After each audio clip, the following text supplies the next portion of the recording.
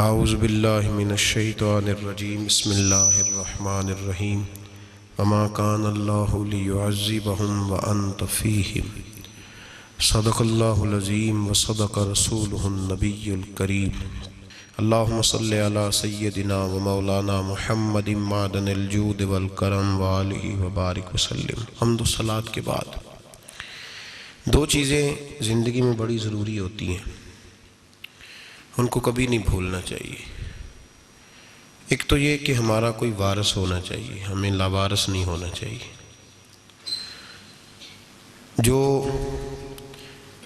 جس جانور کے گلے میں کسی کا پٹا نہیں ہوتا، اسے جس وقت جس کا دل چاہتا ہے مار دیتا ہے، اور جس کے گلے میں کسی کا پھٹا ہوتا ہے بچا رہتا ہے۔ تجھ سے در در سے سگ سگ سے ہے مجھ کو نسبت، میری گردن میں بھی ہے دور کا پٹکا تیرا۔ ایک تو وارث والا بندے کو لاوارث نہیں ہونا چاہیے، اور دوسرا اسے یہ بھی احساس ہونا چاہیے کہ میرے وارثوں کی میری طرف توجہ کتنی زیادہ ہے، میری طرف توجہ کتنی زیادہ ہے۔ اللہ بڑا مہربان ہے، بڑا کریم ہے، بڑا رحیم ہے، لیکن وہ کہتا ہے میری توجہ تو کرانا اپنی جانب، تو آ تو صحیح نا مسجد میں، میری توجہ کرانا۔ تو نماز پڑھے گا تو میں تجھے ثواب دوں گا، تو روزہ رکھے گا تو میں تجھے اجر دوں گا، تو حقوق العباد پورے کرے گا تو میں تجھے معاف کروں گا۔ یہ تھوڑی بات ہے کہ اللہ بڑا مہربان ہے تو ہم گھر میں بیٹھے رہیں تو رحمت چھلک چھلک کے آئے گی، اس میں شک نہیں، لیکن وہ کہتا ہے تجھے ماننا تو پڑے گا نا، اگر تو نہیں مانے گا تو تجھے سزا دوں گا۔ ایک تو وارث والے بنے، لاوارث نہ بنے، اور دوسرا یہ خیال کریں کہ اگر میرا کوئی وارث ہے، میرے اگر کوئی آقا ہیں، تو میں نے کس حد تک ان کی توجہ اپنی جانب کرائی ہے۔ اعلیٰ حضرت فرماتے ہیں کیسے آقاؤں کا بندہ ہو رضا، بول بالے میری سرکاروں کے۔ نسبت بندے کو بچا دیتی ہے۔ جب کسی کا کوئی وارث ہوتا ہے تو لوگ کہتے ہیں ستّی خیرہ، میں کہتا ہوں اسے ساری خیر ہی ہوتی ہے، 7-8 نہیں، ساری خیری ہوتی ہے۔ مجھے دشمنوں نہ چھیڑو، میرا ہے کوئی جہاں میں۔ جب کوئی وارث ہوتا ہے نا تو پھر انسان بچا رہتا ہے۔ بہت ساری چیزیں تو ویسے ہی وارثوں کے کھاتے میں چلی جاتی ہیں، ادھر آتی نہیں۔ بہت ساری چیزیں تو ویسے وارثوں کے کھاتے میں چلی جاتی ہیں۔ وارثوں کے کھاتے میں حضرت بابا بلے شاہ صاحب فرمایا کرتے تھے، بلے شاہ دیو جانے مینوں اپنی توڑ نبھا لیندے۔ یاد رکھیں لاوارث اور بے وارث نہ بنے۔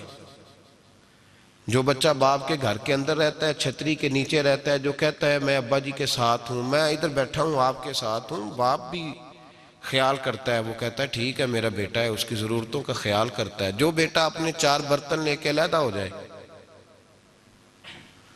ابا جی پتہ اسے کیا کہتا ہے؟ کہتا ہے کماتے کھا موج کر، اب کماؤ اور کھاؤ، بات ختم ہو گئی۔ جب تک تو میری چھتری کے نیچے تھا، میری ذمہ داری میں تھا، اب موج کرو۔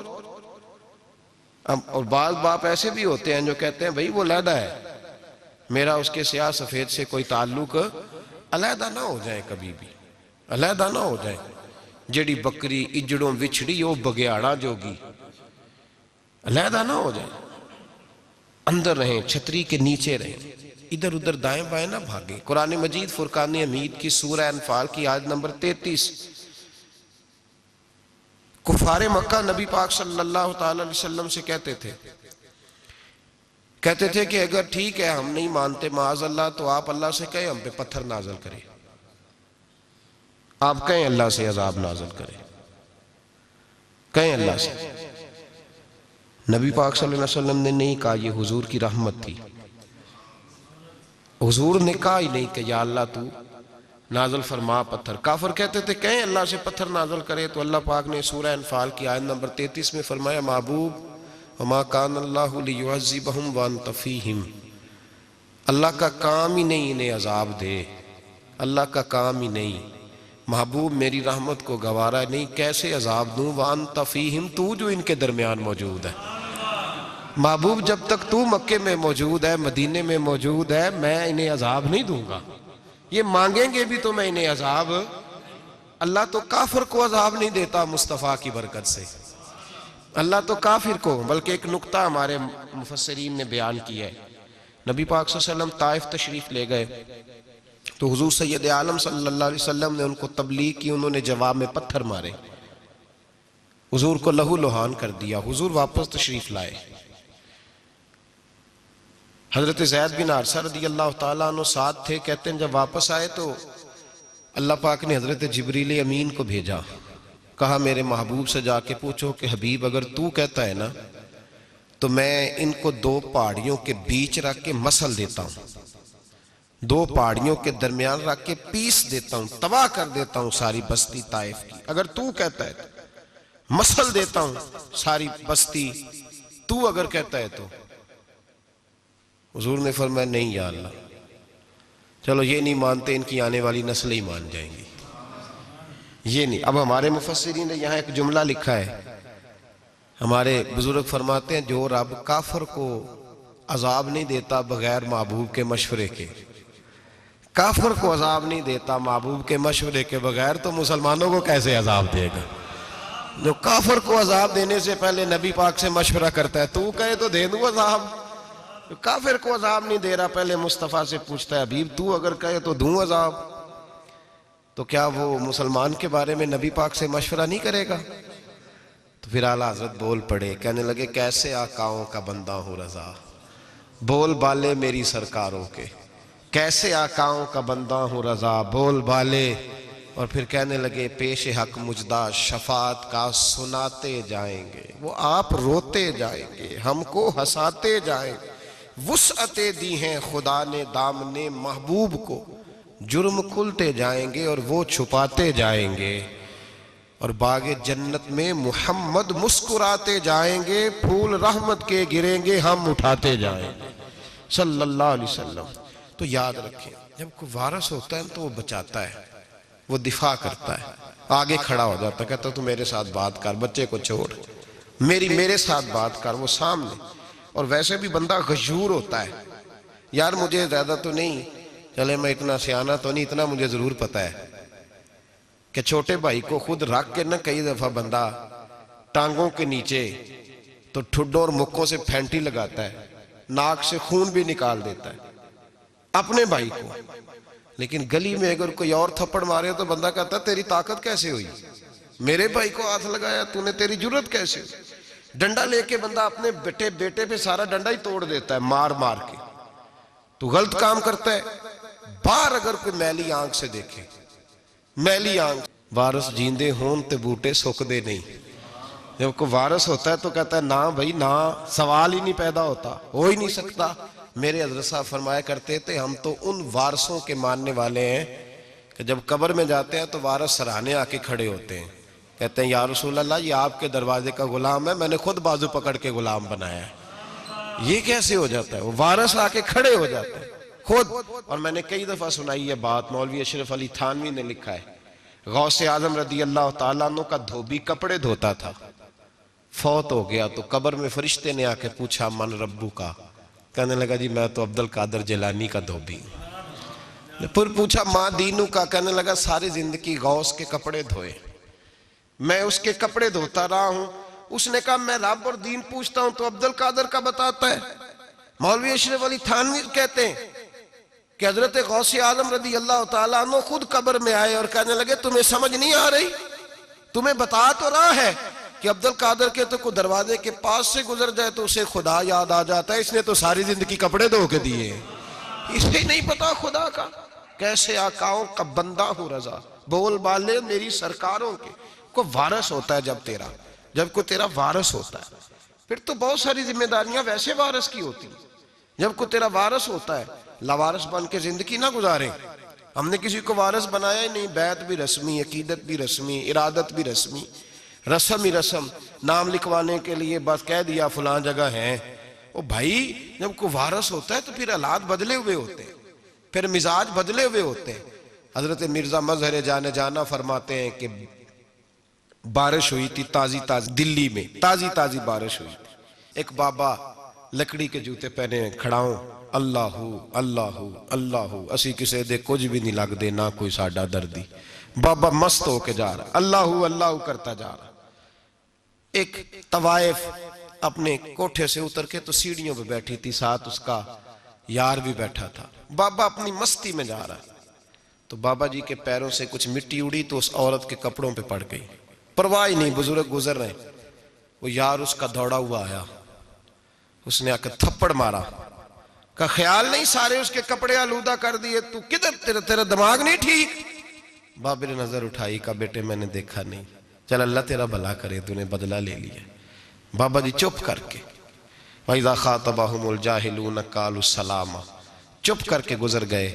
ٹھنڈ کا موسم تھا، بارش تازہ ہوئی تھی، حلوائی دودھ کاڑ رہا تھا. اس نے بٹھایا بابا جی کو پھٹے پہ، پیالہ پکڑا، دوڑ کے آگے بڑھا. بزرگ آ گئے، آئیے بیٹھیے. دودھ کا گرم گرم پیالہ شکر ڈال کے دیا. بابا جی نے دودھ پیا، پھر نظر جھکی، پھر رنگ بدلا. کہنے لگے مالک تو کتنا بے نیاز ہے، کہیں تھپڑ مرواتا ہے، کہیں دودھ پلاتا ہے. تیری بے نیازی ہے نا، ادھر تھپڑ مروایا، یہاں دودھ پلایا، تو ہی جانتا ہے تیرے رنگ کیا ہے. ابھی بابا وہیں بیٹھا تھا، دوڑے آئے پیچھے سے لوگ، شور ہوا.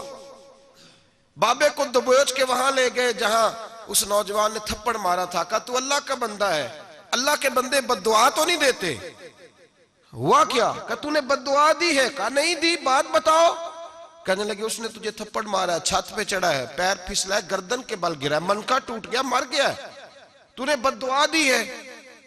بابا جی کہنے لگے یار میں نے تو دوسرا لفظ بھی نہیں کہا، بھلا ہو کہہ کے گزرا ہوں، میں نے نہیں بد دعا دی. کہا تو نے دی ہے تبھی تو مر گیا. کہا نہیں دی. کہا بابا تو بزرگ آدمی ہے، سچ بول. تو بابا جی کہنے لگے سچ سنو. پھر میں آ رہا تھا، میرے پیروں سے مٹی اڑی، اس کے یار کے کپڑوں پہ پڑی، اسے برا لگا، اس نے مجھے مارا.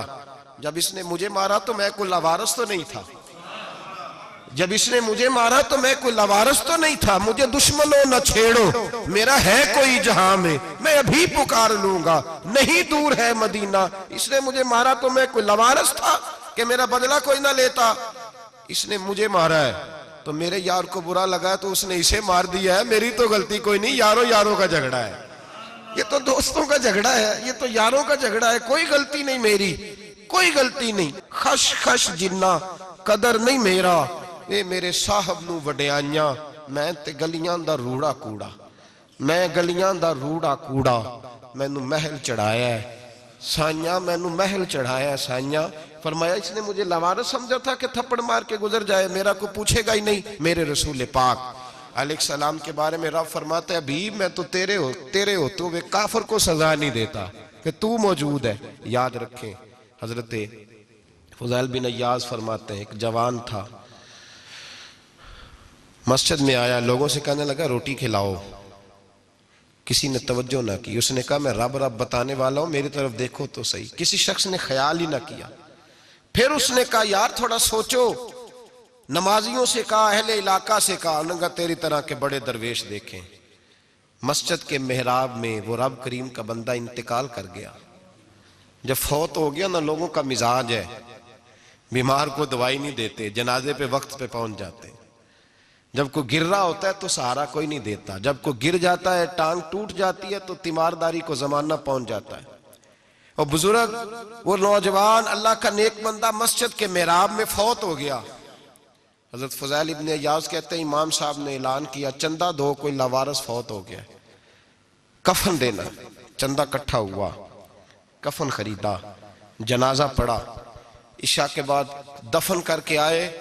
فجر کی نماز کے لیے جب امام اور مؤذن مسجد میں آئے تو چیخیں مارنے لگے، تڑپنے لگے. دور دور تک آوازیں پھیل گئی، دنیا دوڑی آئی. کیا ہوا؟ کہنے لگے وہ جو تم نے کفن پہنایا تھا وہ یہاں پڑا ہوا ہے، اور دیکھو کفن پہ تحریر لکھی ہے. تحریر کیا ہے؟ عرش کے مالک نے فرمایا میرے دوست نے روٹی مانگی تم نے دی نہیں، اس نے تمہیں میرے قریب کرنے کے لیے اپنی طرف توجہ کرائی، تم نے کی نہیں. اور میرا یار تمہارے کفن کا محتاج تھا، سنبھال کے رکھو اپنا کفن، میں نے اسے جنت کا لباس عطا فرما دیا، سنبھال کے رکھو. یہ کوئی لاوارثوں کا ٹولہ ہے؟ یاد رکھیں جو وارث والے ہیں، وارث والے ان کا رنگ اور ہے، جو ماننے والے ہیں ان کا مزاج اور ہے. اپنی زندگی لاوارثوں کی طرح نہیں گزاریں، تھوڑا سا ادھر گیا تھا تو پھر تھوڑا سا ادھر گیا تھا تو تھوڑا سا. یہ کیا بات ہوئی؟ یہ کیا بات ہوئی؟ اپنے آپ کو، اپنی نسبت کو، اپنے عقیدے کو مضبوط رکھیں. 1 انچ کے لیے اعلیٰ حضرت فاضل بریلوی رحمت اللہ علیہ کے مکان کی دیوار گر گئی. ایک کونا مکان کا، آپ جانتے ہیں پرانی دیواریں چھوٹی ہوتی تھی اور بارشوں میں اکثر گھروں کی دیواریں گری ہوئی ہوتی تھی.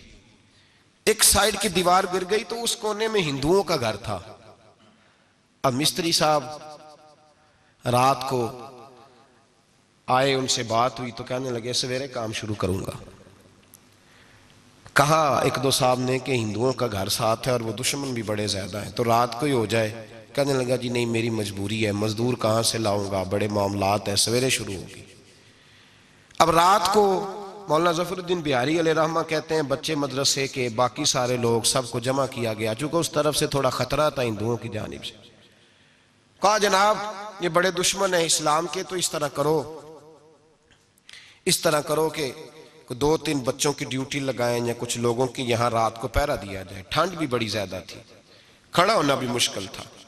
اعلیٰ حضرت رحمت اللہ علیہ عشاء کی نماز کے بعد جلدی حجرہ خاص میں تشریف لے جاتے تھے. اس رات جب دیکھا نا باہر شور ہو رہا ہے تو اسی طرح سر پہ ایک رومال لپیٹا تو باہر آ گئے. کہنے لگے کیا شور ہے؟ کہا حضور سردی ذرا زیادہ ہے تو یہاں کسی کی ڈیوٹی لگانی ہے پہرے کی. 2 منٹ خاموش رہے، پھر فرمانے لگے کوئی ضرورت نہیں، جاؤ سو جاؤ سارے جا کے، کوئی ضرورت نہیں، جاؤ اپنے اپنے گھروں کو، کوئی حاجت نہیں، پہنچ جاؤ. کہا حضور مہربانی کرے، وہ طے ہونے لگا تھا. فرمایا میری وجہ سے کیوں کوئی ساری رات بیدار رہے، جاؤ تمہیں کہا نا آرام کرو. لوگ سو گئے. صبح فجر کی نماز پڑھ کے اعلیٰ حضرت رحمت اللہ تعالی علیہ جب سیڑھیاں اتر رہے تھے رضا مسجد کی، تو وہ جس ہندو کی جانب سے زیادہ خطرہ تھا وہ سیڑھیوں پہ بیٹھا تھا، مسجد کی سیڑھیوں پہ. سب لوگوں کی توجہ ہو گئی. کہنے لگا مولانا میں کلمہ پڑھنے آیا ہوں، مجھے کلمہ پڑھا کے مسلمان کر دو، میں کلمہ پڑھنے آیا ہوں، مسلمان کریں. لوگوں کی توجہ. اعلیٰ فرمانے لگے نہیں ابھی تو انتظار کر، تھوڑی دیر کے اچھی طرح سوچ لے، جذباتی فیصلہ نہ کر کہ تو آ رہا ہے. یہ کہہ کے جب 2 سیڑھیاں نیچے اترے اس کے پاس سے تو اس نے پیر تھام لیے. کہنے لگا اب ایسے تو نہ کرو، رونے لگا. اعلیٰ حضرت رحمت اللہ نے کلمہ پڑھایا، کچھ باتوں کی نصیحت فرمائی، تشریف لے گئے. گھیرنے والے گھیر کے بیٹھ گئے. کہنے لگے ہمیں بھی بتا بدلہ کیسے ہے. کہنے لگا دیوار گر گئی، آدھی رات کے وقت، آدھی رات تک انتظار کرتا رہا، پہرے دار کوئی نہیں، تو 2 تلواریں لے کر جب میں ان کے مکان کی جانب بڑھا، میں نے کہا آج گردن کاٹوں گا اور کاٹ کر کے نکلوں گا. کہتا ہے جب میں قریب آیا تو 2 شیر کھڑے تھے، اوپر سے پلٹ کے آیا تو پھر کھڑے تھے، ادھر سے پلٹ کے آیا تو پھر کھڑے تھے. فرماتے ہیں میں 2 گھنٹے کے بعد آیا تو پھر پلٹ کے کھڑے تھے، میں پھر 1 گھنٹے کے بعد آیا، سحری کا وقت ہو گیا تو پھر پلٹ کے کھڑے تھے. اب میں ڈر کے بھاگا. کہتے ہیں فاضل بریلوی نے اپنی کھڑکی سے منہ باہر نکالا. کہنے لگے اور کتنا تجربہ کرے گا، مجھے تو لاوارث سمجھتا ہے، لاوارث ہوں میں، اور کتنا تجربہ کرے گا، بس کر مان جا. میں نے کہا حضور یہ کون ہے، مجھے بتائیے تو صحیح یہ کون ہے. تو کہنے لگے میں نے ساری زندگی رسول اللہ کی عظمت کا دفاع کیا ہے، ساری زندگی غوث اعظم کے نعرے لگائے ہیں. ابھی تو یہ مدد صرف غوث پاک جیلانی کی بھیجی ہوئی ہے، ابھی تو غوث اعظم کی بھیجی ہوئی مدد ہے. مولا علی ابھی پیچھے ہیں، 2 جہاں کے محبوب ابھی اس سے پیچھے ہیں، وہ تو ابھی پیچھے ہیں، پیچھے کھڑے ہیں کہ ضرورت پڑی تو ہم بھی تیار بیٹھے ہیں. او بھائی آج رواج ہو گیا، رواج. میں نے 2-4 دن پہلے بھی کہا تھا، لوگ کہتے ہیں نہیں کوئی نہیں ضرورت، سامنے سارا کچھ نظر آ رہا ہے. او خدا کے بندو یاد رکھو نسبت ہے بڑی چیز، جانے تگو دو میں. اگر کسی کو نسبت میسر آ گئی نا، نسبت، خالی دامن ہی مل گیا، تیرے ہاتھ میں کچھ ہے تو ہونی چاہیے نا. خالی دامن ہی تجھے کسی کا میسر آ گیا تو بچ گیا. اپنی نسبتوں کی حفاظت کریں، ان کو مضبوط کریں، ان پر محنت کریں، ان پر توجہ رکھیں. یہ نسبت جو ہوتی ہے نا، نسبت، یہ دیکھیں نا ایک گتا ہے، عام کتاب کو لگا ہوا ہے تو جہاں مرضی رکھ دو، اس کی کوئی قدر نہیں. لیکن جو گتا قرآن مجید کو لگ گیا ہے اس کو بغیر وضو چھونا جائز ہے. ایک پٹھے پہ اینٹ بنی ہے، جو باتھ روم میں لگ گئی وہاں بغیر جوتے کے جایا نہیں جا سکتا، اور جو مسجد میں لگ گئی وہاں جوتے پہن کے جایا نہیں جا سکتا. یہ نسبت ہے بڑی چیز. اگر میسر آئے، نصیب ہو، اپنی نسبت کو مضبوط کر کے رکھا کریں، اس کی جولانی کا مظاہرہ کیا کریں. اس نسبت میں روز توانائی آنی چاہیے. میں آپ کو بڑی ذمہ داری کے ساتھ ایک بات بتاتا ہوں تجربے کی. ہمیں جتنا کسی نے آ کے کہا ہے نا نسبت کے خلاف، ہماری نسبت اس سے زیادہ مضبوط ہوئی ہے. ہمیں جتنا کسی نے آ کے کہا ہے نا جی آپ کو کیا ملا، آپ کو کیا ملا، تو ہم نے اتنا کہا یار جیسے جیسے تو کہتا جاتا ہے ہماری تو نسبت میں اضافہ ہوتا جاتا ہے، ہمارا تو مزاج بدلتا جاتا ہے، روز ایک نیا پردہ کھلتا ہے، روز ایک نیا رنگ واضح ہوتا ہے، روز ایک نئی توانائی. ابھی تھوڑے دن کی بات ہے، ایک مولانا شرف الدین صاحب ہے، مفتی صاحب، میرے حضرت صاحب کے مرید ہوئے، مفتی تھے، عالم آدمی تھے، سرکار تاج الشریعہ، ہمارے شیخ سے بیعت کی. اب ہمارے حضرت صاحب کا اس وقت حال وہی ہے وَرَأَيْتَ النَّاسَ يَدْخُلُونَ فِي دِينِ اللَّهِ أَفْوَاجًا. اب فوجوں کی فوجیں لوگ آتے ہیں. ہم نے دیکھا ہے صرف خالی مرید ہونے والے بار سینکڑوں کی تعداد میں ہزاروں لوگ بیٹھے ہیں کہ صرف بیعت اتنا کہہ دیں ہم نے قبول کیا. اس عالم میں اور جہاں حضرت صاحب کا اعلان ہو جائے کہ تشریف لا رہے ہیں وہاں لاکھوں کا مجمع جمع ہو جاتا ہے اور ایک جھلک دیکھنے کو لوگ ترستے رہتے ہیں. یہ کیفیت ہم نے دیکھی. وہ دور گزر گیا، کبھی ایسا بھی ہوتا تھا ایک میں ہوتا تھا، ایک تو ہوتا تھا، اور تیسری تنہائی ہوتی تھی. وہ دور بیت جاتا ہے، وہ لمحے کسی کسی کو نصیب آتے ہیں. حضرت کا وہ مولانا شرف الدین صاحب کہتے ہیں مرید ہوا، تو مرید ہوا مجمع میں رسی حضرت پھینکتے ہیں یا چادر پھینکتے ہیں تو پکڑ کے مرید ہوا، تو ساتھ ساتھ اور چادریں باندھی تھی، لوگوں نے پکڑی ہوئی تھی. ایک مولانا میں جب بیعت ہو کے آیا ان کو بتایا تو مجھے کہنے لگے یار تو ایسی جگہ مرید ہو گیا جو تیری بات بھی نہ سن سکیں، جن کو تو دکھڑا بھی نہ سنا سکے، جو مصروف ہی بڑے رہتے ہیں. کہاں مرید ہو گیا تو؟ ایسے پیر کا بیعت ہوتا جہاں تو جاتا وہ تیرے پاس آتے، گفتگو ہوتی، بات چیت ہوتی.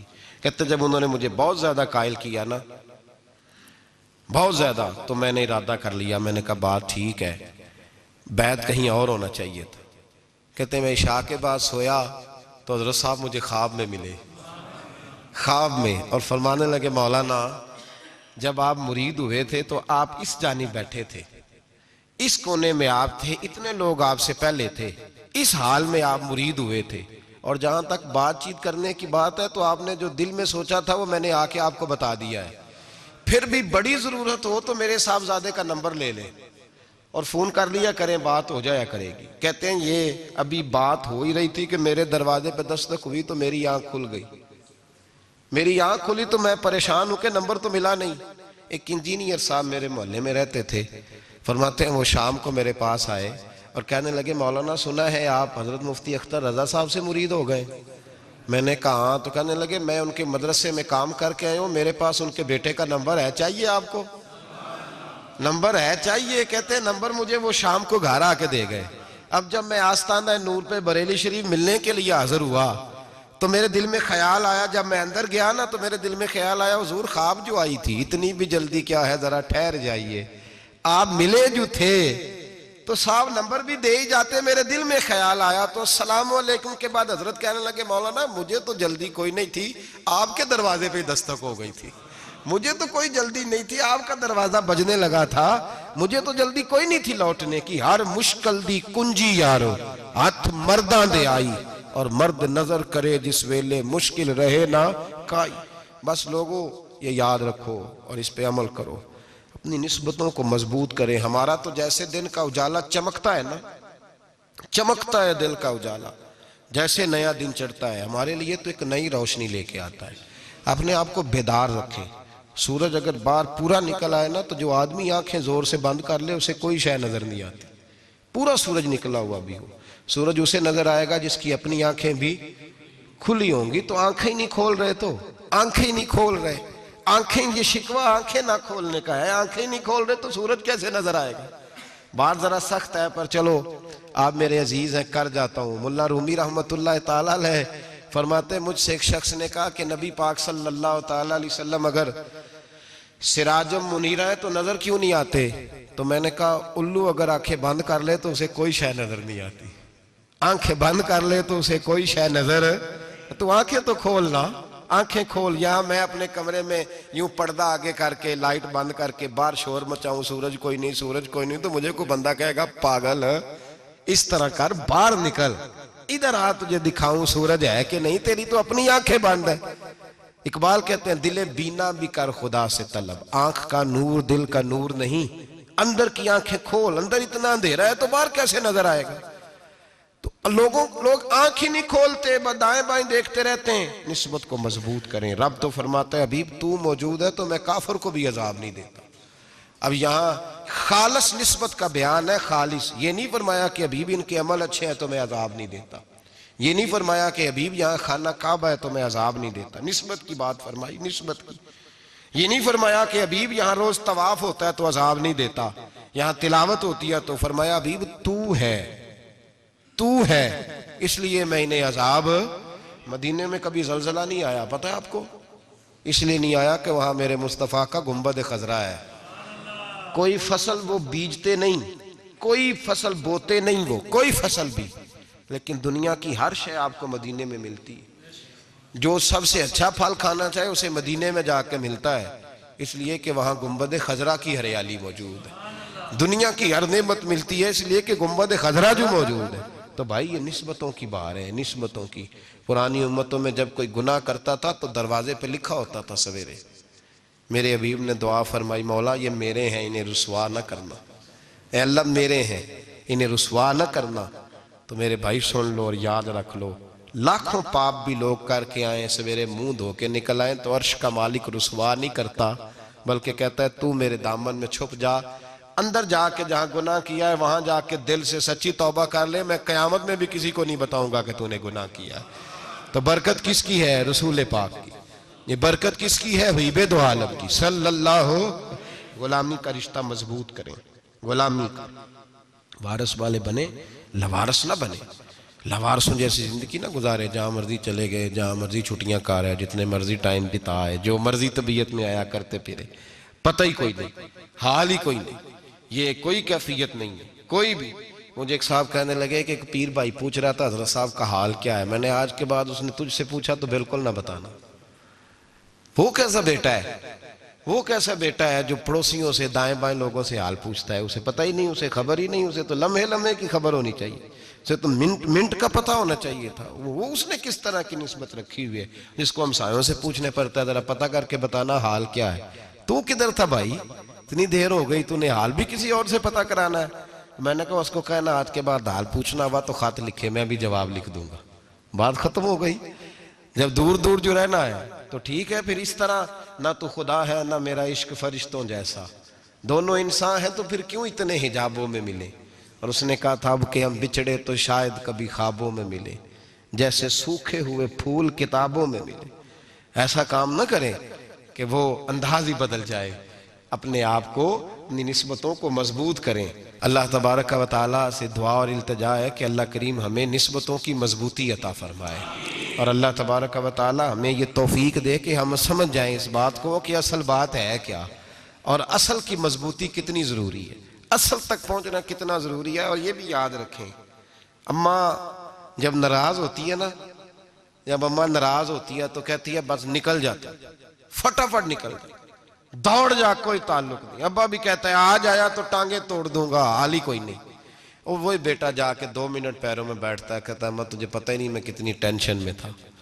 تو وہی اماں باہر نکل کے پہلے بڑھ کے مار رہی ہوتی ہے حد کر دوں گی، پھر وہی اماں کہتی ہے بڑا پریشان ہے بیچارہ۔ یہ کیفیت ہے، اپنے آپ کو صحیح کریں، اپنی نسبتوں کو مضبوط کریں، احکامات پہ عمل کریں، محبوب کی غلامی تگڑی کریں۔ یہ جو سستیاں ہیں، کوتاہیاں، ان کو دور کریں۔ زندگی کا لطف آتا ہی تب ہے جب آپ پورے طور پر اپنے آپ کو چاقو چوبند کرتے ہیں۔ اگر تھوڑا کر لیا، تھوڑا چھوڑ دیا، 1 پڑھ لی، 3 رہ گئیں، 3 پڑھ لیں، 2 رہ گئیں، یہ لطف نہیں ہے، یہ ذائقہ نہیں ہے۔ اپنے آپ کو مضبوط کریں اور پورا مضبوط کریں، پوری اپنے اندر جو ہے وہ جولانی نسبت کی پیدا کریں۔ بس یہ دعا کریں اللہ جب تک زندہ رکھے غلامی میں رکھے، اور مارے تو غلاموں جیسی موت عطا فرمائے۔